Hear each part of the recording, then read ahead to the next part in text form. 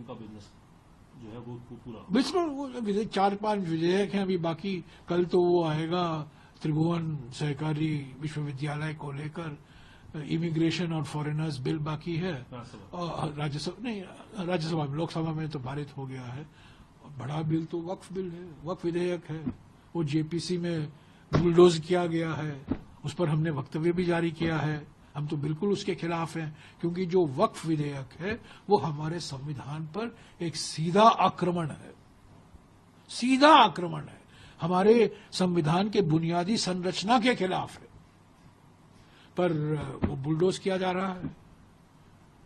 जो बिल्कुल विरोध करेंगे, सारी विपक्ष की पार्टियां विरोध करेंगे, सिर्फ कांग्रेस पार्टी नहीं, समाजवादी, टीएमसी, आम आदमी पार्टी, वामपंथी, सभी लोग उसका विरोध करते हैं। और सवाल यह है जेडीयू क्या करेगी, टीडीपी क्या करेगी, जो अपने आप को सेक्युलर पार्टी कहते हैं, जो कहते हैं कि माने हम जो संविधान में लिखा गया है, जो संविधान की प्रस्तावना में है, सर्वधर्म समभाव, सेक्युलरिज्म को लेकर, वो कहते हैं हम इस पे विश्वास रखते हैं। वक्फ बिल पर टीडीपी का क्या स्टैंड है, जेडीयू का क्या स्टैंड है? हम तो इसका विरोध करेंगे बिल्कुल, क्योंकि ये हमारे संविधान पर आक्रमण है। और जिस तरीके से जेपीसी चलाया गया, अंत में जो 44 अमेंडमेंट से 44 संशोधन थे वक्फ एक्ट 2013 में, और पहली बार ये हुआ कि समिति में क्लॉज बाय क्लॉज चर्चा नहीं हो पाई। जब कमिटी में एक बिल रेफर किया जाता है, एक विधेयक जाता है, हर एक संशोधन पर चर्चा होती है। मैं भी कई जेपीसीओ का सदस्य रह चुका हूं, उसकी अध्यक्षता का भी मैंने किया है, पर हर एक क्लॉज पर हम चर्चा करते हैं और एक आम सहमति बनती है।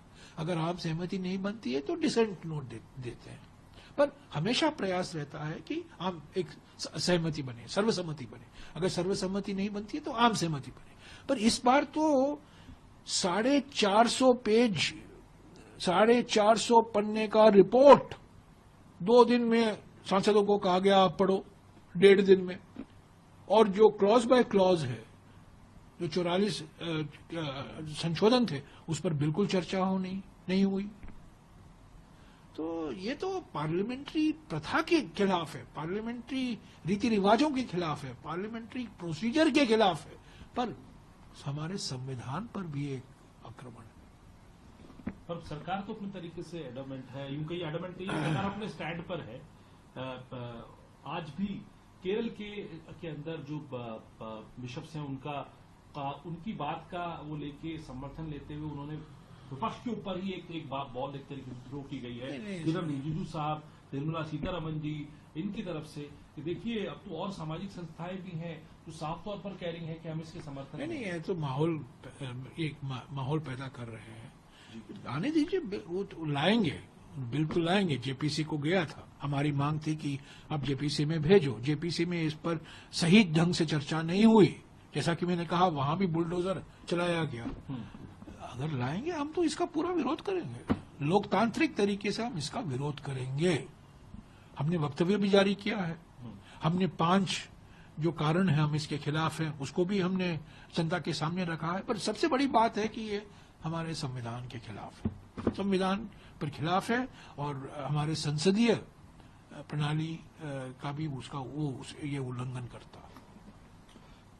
मैं चाहूंगा आपसे वो इस संसद के सत्र की, इस संसद के सत्र में अब महज 4 दिन बचे हैं, और अब तक का जो सत्र रहा है उसको कैसे देखते हैं आप विपक्ष अपनी बात रख पाया है? क्योंकि आपके जो लीडर पोजीशन लोकसभा है वो कहते हैं हमें बोलने का मौका नहीं दिया जाता, और जो तमाम जो अब तक का सरकार का बिजनेस रहा है उसको कैसे देखें? देखिए, लोकसभा में तो बिल्कुल साफ है कि नेता प्रतिपक्ष को बोलने नहीं दिया जा रहा है, उनकी आवाज दबाई जा रही है, क्योंकि वो जनता की मुद्दा उठा रहे हैं। जो मुद्दे उठाते हैं वो सरकार उससे घबराई हुई है, भोखलाई हुई है, नहीं चाहती कि नेता प्रतिपक्ष बोले।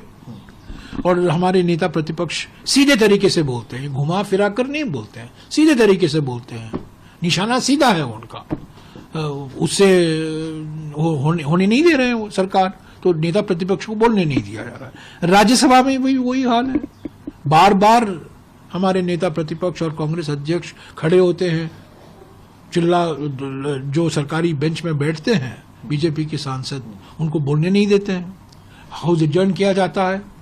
और देखिए, एक तरफा जिस तरीके से एक तरफा चलाया जा रहा है ना, लोकतंत्र में सरकार की पार्टी होती है और विपक्ष की पार्टियां भी होती हैं, और लोकतंत्र में कहा जाता है कि अंत में जो सरकार चाहती है वही होगा, पर जो विपक्ष को कहना है, कहने का मौका मिलना चाहिए। Government will have it's way, but opposition must have it's से, कि क्या हमें कहना है, हमें कहने का मौका चाहिए।